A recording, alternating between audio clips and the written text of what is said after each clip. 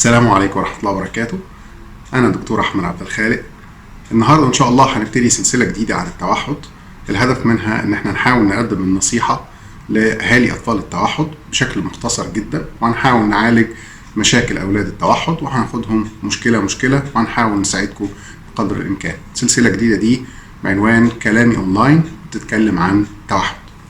النهاردة إن شاء الله أول محاضرة عن التوحد، أرجو رب إنها تعجبكم. هنتكلم على نظرة العين.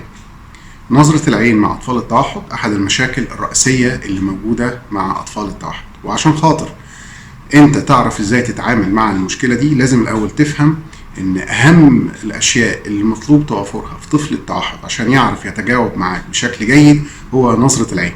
لازم تفهم كويس قوي إن لما طفل التوحد انت تتكلم معاه وهو ما بصلكش وما عملش اي كونتاكت او نظرة عين جيدة، هو اصلا ما سمعكش، هو اصلا مش موجود.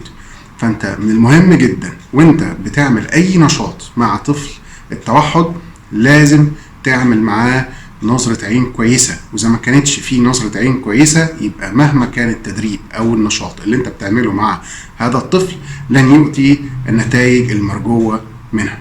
طيب هنعمل ايه عشان خاطر نحسن نظرة العين؟ الأول لازم نسأل نفسنا سؤال: ليه طفل التوحد ما بيعملش تواصل بالعين جيد ومفيش نظرة عين جيدة؟ عشان تبقى عارف هو بيكره نظرة العين، وفي فرق كبير قوي ما بين ان هو لا يستطيع ان ينظر في عينك وما بين ان هو لا يريد ان ينظر في عينك. هو لا يريد ان ينظر في عينك، بيتحاشى النظر في العين، بيكره ان هو يبص في عينك. فمهما حاولت معاه باسلوب لطيف او حاولت معاه ان هو لوحده بيبص في عينك مش هتحصل. طيب نعمل ايه عشان نحسن القصه دي؟ لازم يكون في حاجه تخليه يوافق وهو اللي يبتدي يعمل معاك نظره العين بشكل جيد. يعني ايه؟ يعني لازم يكون في دافع، ودايما مع اولاد التوحد بندور على الدافع. لازم تدور على الدافع اللي تخلي طفل التوحد يعمل حاجه هو ما بيحبهاش، هو مش عاوز يعملها.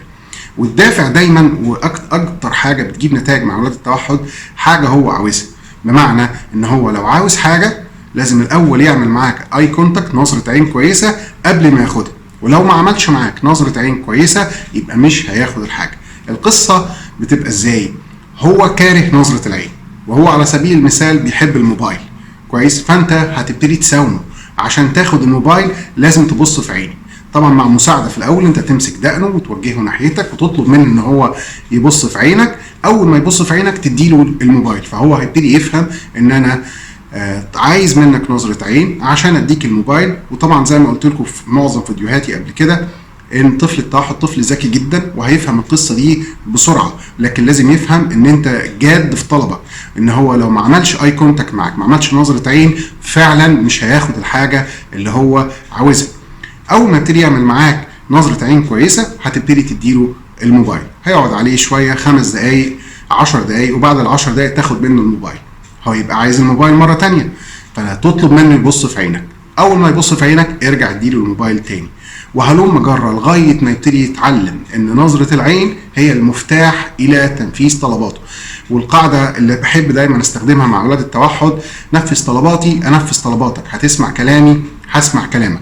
لو ابتدينا نطبق القصة دي هيبتدي يتعلم ان مفيش طلب هيطلبه هو بيحبه الا لما يعمل نظرة عين الاول. الكلام ده لو عاوز يخرج، عاوز شوكولاتة، عاوز شيبسي، عاوز ايس كريم، عايز الموبايل، اي شيء هو عاوزه لازم الاول يعمل معايا نظرة عين، وبعدين اديله الحاجة اللي هو عاوزها لغاية ما الموضوع يستقر في نظرة العين. بعد كده ببتدي ادور على مشكلة تانية ابتدي اعالجها مع طفل التوحد. وعشان نفهم المقصود من اللي انا بقوله دوت، تعالى مع بعض نشوف الفيديو ده. Look at me.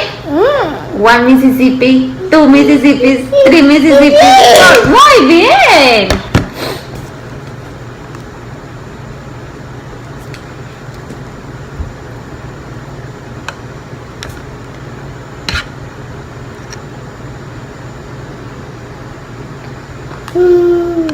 Look. 1 Mississippi, 2 Mississippis. Good job, Papi.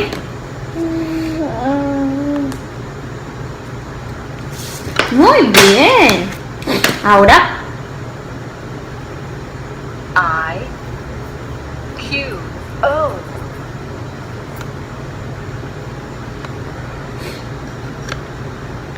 A is for alligator. B is for bird. Look at me. 1 Mississippi, 2 Mississippis. Good job, mi amor. Muy bien. B is for bird.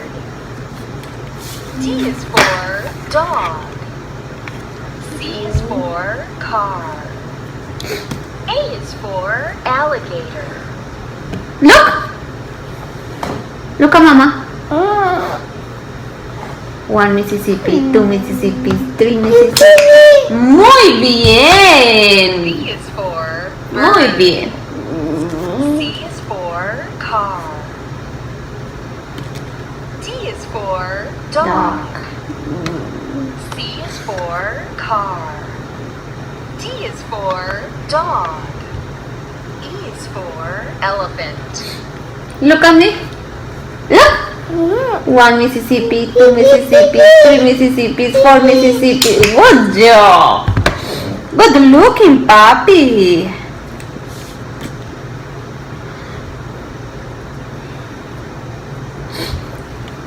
F is for flower.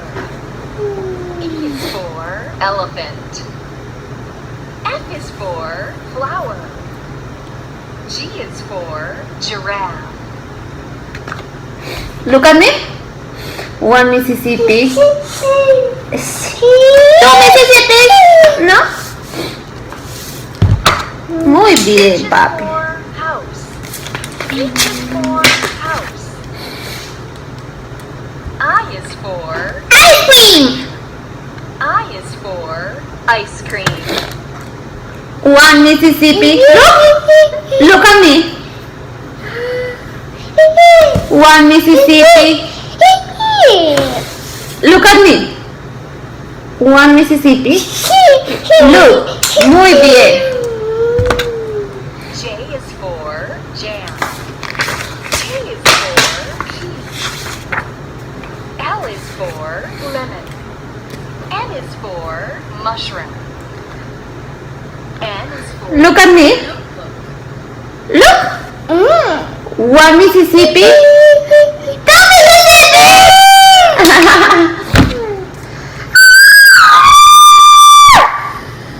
O is for owl. Owl. Owl. Owl.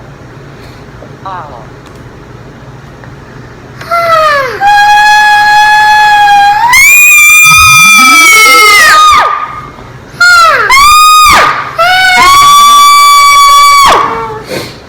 Look at me. 1 Mississippi, 2 Mississippi, 3 Mississippi. Muy bien. زي ما انتوا شفتوا في الفيديو، الام ماسكه الموبايل، الولد عايز الموبايل، هتبص في عيني هديك الموبايل. مجرد ما الولد يبتدي يتجاوب ومجرد بيبص في عينيها بتبتدي تديله في الموبايل. وبعد شويه لما يبتدي يتحسن شويه ببتدي اطول المده، يبص في عيني ثانيتين، بعد شويه 3 ثواني، بعد كده 5 ثواني، لغايه ما نوصل على الاقل ل 10 ثواني. ساعتها يبقى حصل تواصل بالعين بشكل جيد، ساعتها هياخد الحاجه اللي هو عاوزها. نظره العين من الحاجات المهمه جدا، ارجوكم لازم نركز على نظره العين. من الصعب قوي ان انت تبتدي اي نشاط ونظره العين ضعيفه.